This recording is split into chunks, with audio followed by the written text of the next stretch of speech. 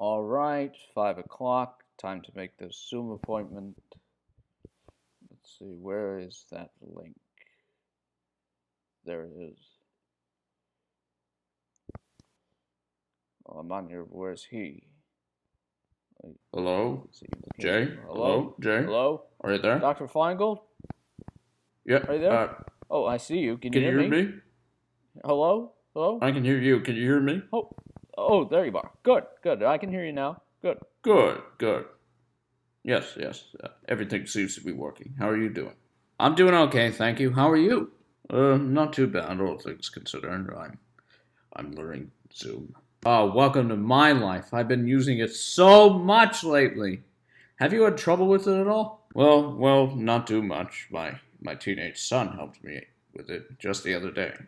Oof, a teenage son and a pandemic, and I'm the one who looks more stressed. You should see my son. He's even more stressed. And, he hasn't quite hit that rebellious phase yet, at least as far as I know. He'll get there. Plus, I've got my wife here, so it's not half as bad. But you told me that you're single?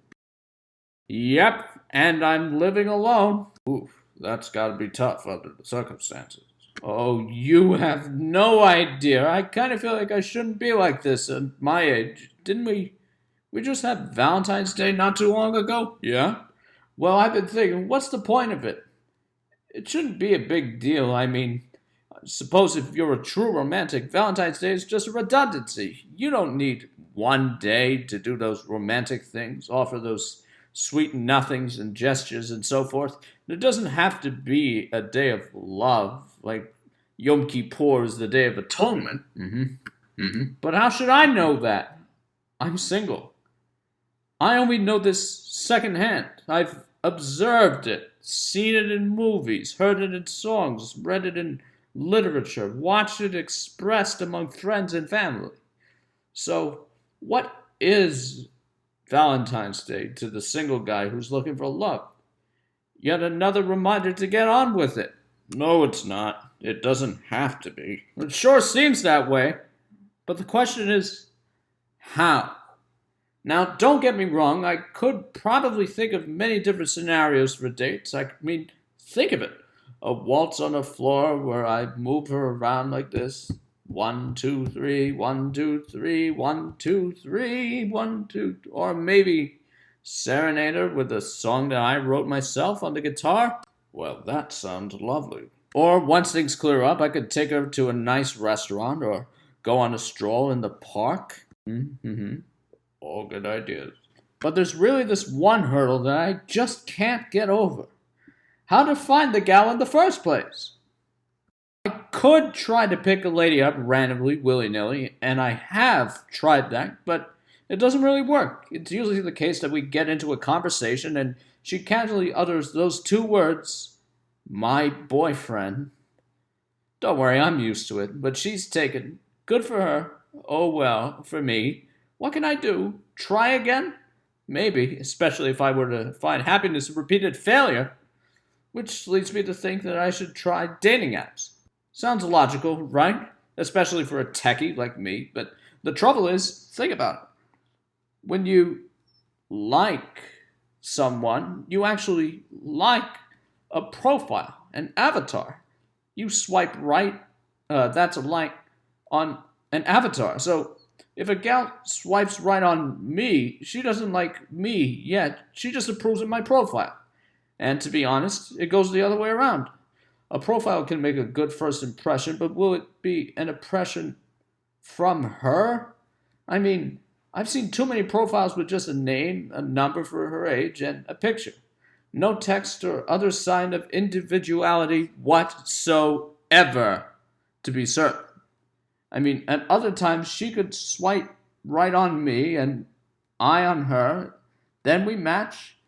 I send a note saying, hi, how's it going, etc., or something like that. And then radio silence. No reply for days on end. I follow up a week later. Same thing. You should probably just move on after that. You don't want to stalk. Absolutely. Just let that one go. But there could be times where we actually have conversations online and then we get to the point where we arrange a first date. Now I don't mind letting her pick the time and place, or actually picking them for her. And I definitely have no problem getting to where we'll meet and when. But it certainly becomes more awkward as the date looms. I'd like to think that I myself don't have sky-high expectations that she must meet in order to charm me, but I fear the worst about how she might feel about me. She might think from our conversations that I'm, intelligent, eloquent, humorous, and such, but when she first hears my voice, will she think, I wasn't expecting it to sound like that? Or see how short I am, or awkward? None of that should matter. Brings me to the performative aspect of it. I mean, I feel like as the guy, I have to somehow resemble one of those cultural paragons of romantic masculinity. It used to be, well, I don't know, I forget. Oh, Cary Grant or Hugh Grant. I don't know who that would be now. Does he even exist? So you could try being someone else, or maybe you could try being yourself. I've tried that too. And I've heard people say things like that, be yourself, don't be awkward. But in my sorry case, myself and awkward are synonyms. Don't you think she could feel awkward as well? Well, that's what I'm trying to avoid, especially if the awkwardness is a result of my behavior. I've heard too many stories of encounters with men that have made women feel, at a minimum, awkward. That's true, but did you ever think that she feels a similar dread? That she's also nervous about meeting this random schmo whose interactions with her thus far consist entirely of interactions between profiles on an app? Of course, there's the safety element. That's why you meet at a public space at first. Now, what I meant was that she could also be nervous in the same way that you are about the, what did you call it? The performative thing? The performative aspect. The performative aspect of it. Striking the same balance between, say, being herself and trying to be the romantic version of herself. Well, maybe, both of you could not know what you're doing. It's perfectly natural for that to happen. In fact, a romantic encounter would not be as realistic if it weren't awkward, full of doubt and confusion and clumsy attempts to charm your partner.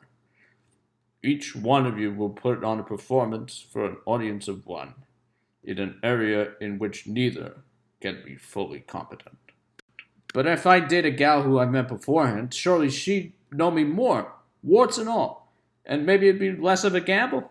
In that sense, yes, but you're still going to stumble through it, and so will she. I know that's how it's been for some of the other clients that I've seen, and that's also been the case with my wife and me. You see, that it could be easy at all is really just an illusion. The right romantic relationship for you will be the one where you and your partner can learn how to navigate it together. I suppose that's the only logical conclusion that can be derived from all this. Sure. Just keep that in mind as you try to find potential dates while you're stuck at home. Oof, anyway, I've got to feed the family now, so I'll have to end this call. But thank you for calling in. Thank you. Take care. Bye-bye.